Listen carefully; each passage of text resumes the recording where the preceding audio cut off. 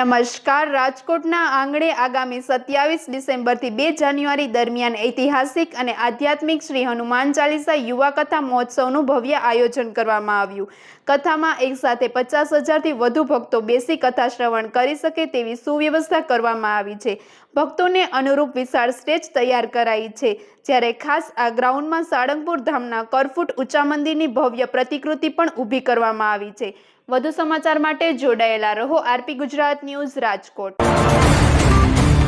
આવતીકાલે એટલે કે 27 ડિસેમ્બરથી 2026 2 જાન્યુઆરી સુધી હનુમાન ચાલીસા યુવા કથાનું ભવ્યથી ભવ્ય જે આયોજન થઈ રહ્યું છે, આ કથાની ખાસ વિશેષતા એ છે કે હનુમાન ચાલીસા યુવા કથા એ કોઈ વ્યક્તિગત સમાજની કે કોઈ વ્યક્તિગત નામની નથી.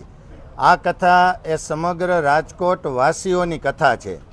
એ ઉપરાંત કથાની ખાસ વિશેષતા એ છે કે વિશાળ જગ્યાની અંદર આશરે 50,000 જેટલા કથાનું રસપાન કરી શકે એવી ચેરની વ્યવસ્થા કરવામાં આવેલી છે. 120 ફૂટ જેટલી વિશાળ LED છે, જેમાં 3 લાખ વોટની સાઉન્ડ અત્યંત આધુનિક એવી સિસ્ટમ છે, જેના દ્વારા 6D સાઉન્ડની ઇફેક્ટ છે એ પણ લાવી શકાશે. એ ઉપરાંત કષ્ટભંજન દેવની આબેહૂબ કૃતિ એ આ સભા મંડપની અંદર જે તૈયાર કરવામાં આવેલી છે, જેમાં કષ્ટભંજન દેવના દર્શન કરી સમગ્ર રાજકોટવાસીઓ એ ધન્ય થશે. ખાસ કરીને આ કથાની અંદર જે પરમ પૂજ્ય હરિપ્રકાશ સ્વામીજી મહારાજ સાળંગપુર વાસી છે, એ જે કથાનું રસપાન કરાવશે, જેમના રૂવાડે હનુમાનજીના ચરિત્રની ગાથા વણાયેલી છે, એવા પરમ પૂજ્ય હરિપ્રકાશ સ્વામીજી મહારાજ આ કથાનું રસપાન કરાવશે. એમાંય ખાસ વિશેષતા એ છે કે આ કથાનું 1 વીક સુધી જે રસપાન કરાવશે, એમાં પરમ પૂજ્ય હરિપ્રકાશ સ્વામીજી મહારાજને કોઈ પણ પ્રકારની ભેટ સોગાદ કે કોઈ રોકડ દાન છે આપવામાં આવતું નથી. વિશેષ આ સભા મંડપની અંદર પણ રોકડ પ્રકારની દાન સ્વીકારવા માટેની કોઈ પણ દાન પેટી કે એવું કાંઈ પણ વ્યવસ્થા પણ રાખવામાં આવેલી નથી.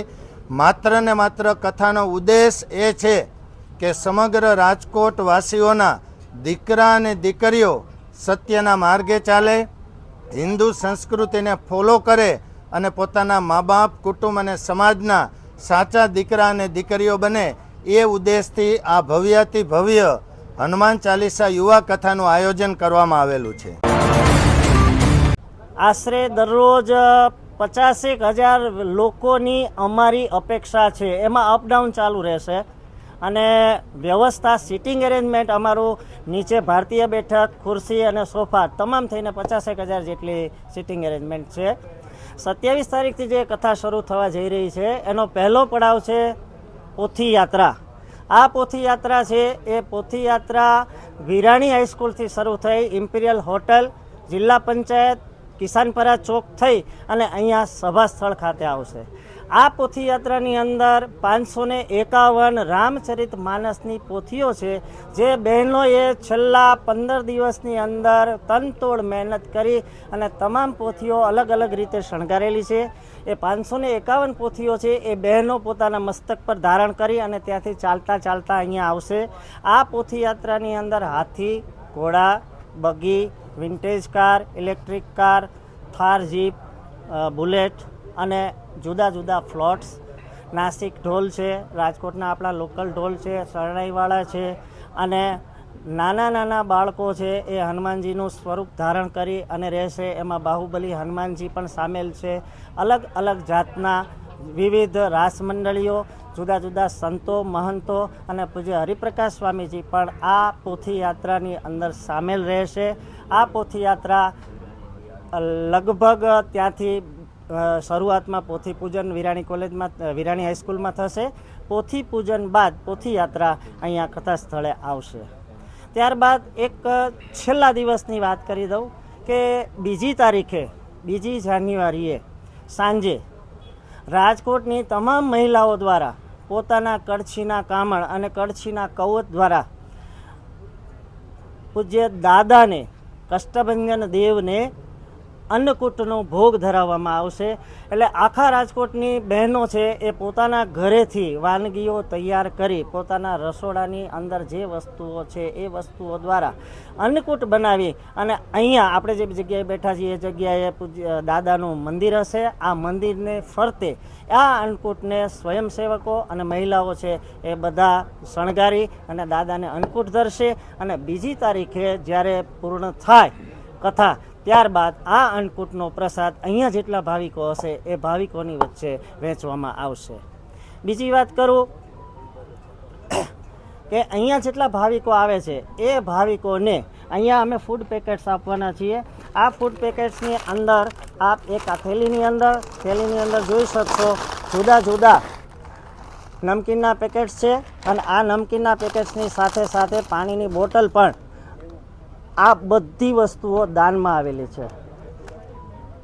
આ બાબતે કોઈ પણ જાતનો ચાર્જ ચૂકવવામાં આવ્યો નથી. સાહેબે જેમ હમણાં કીધું કે આ કથા મંડપની અંદર આ કથા પરિસરની અંદર કોઈ પણ જાતનું રોકડ દાન સ્વીકારવામાં આવશે નહીં. કોઈ જગ્યાએ દાનપેટી રાખેલી નથી, કોઈ જગ્યાએ QR કોડ પણ રાખેલો નથી. માત્ર અને માત્ર રાજકોટના યુવાન અને યુવતીઓ છે એ આ હનુમાનજી તરફ વળે અને હનુમાનજીના તમામ ગુણો દાસ ભાવ છે, સેવા ભાવ છે, નમ્રતા છે, નિડરતા છે અને શક્તિશાળીપણું છે. આ હનુમાનજીના તમામ ગુણો છે એ રાજકોટના યુવાન અને યુવતીઓની અંદર આવે એટલા માટે થઈ અને આ કથાનો મૂળ હેતુ છે. નંબર 2, 31મી ડિસેમ્બરની સાહેબ વાત કરશે, પણ 31મી ડિસેમ્બરે જે આપણે સૌ પાશ્ચાત્ય સંસ્કૃતિની બાજુ જઈએ છીએ એની જે દોટ છે એ દોટ છે એ દ્રાક્ષમાંથી આપણે રુદ્રાક્ષ તરફ જવાનું છે અને વાઇનમાંથી ડિવાઇન તરફ જવા માટે થઈને રાજકોટના તમામ યુવાનોને મારી નમ્ર અરજ છે, હાર્દિક અપીલ છે કે આપ સૌ અહીંયા આવો અને આપણે સૌ હનુમાનજીના જે ગુણો છે એ ગુણો આપણા જીવનની અંદર આત્મસાત કરીએ આવી મારી સૌને અભ્યર્થના છે. અને રાજકોટના તમામ વડીલોને મારી નમ્ર અરજ છે, આપ અહીંયા સુધી ન પહોંચી શકો તો કોઈ વાંધો નથી, આપ ચેનલોના મારફતે આ કથા લાઈવ નિહાળી શકશો. પણ આપ આપના બાળકોને આ કથા મંડપની અંદર આવે એવી આપ સૌ ભલામણ કરશો. અસ્તુ. જય કષ્ટભંજન દેવ.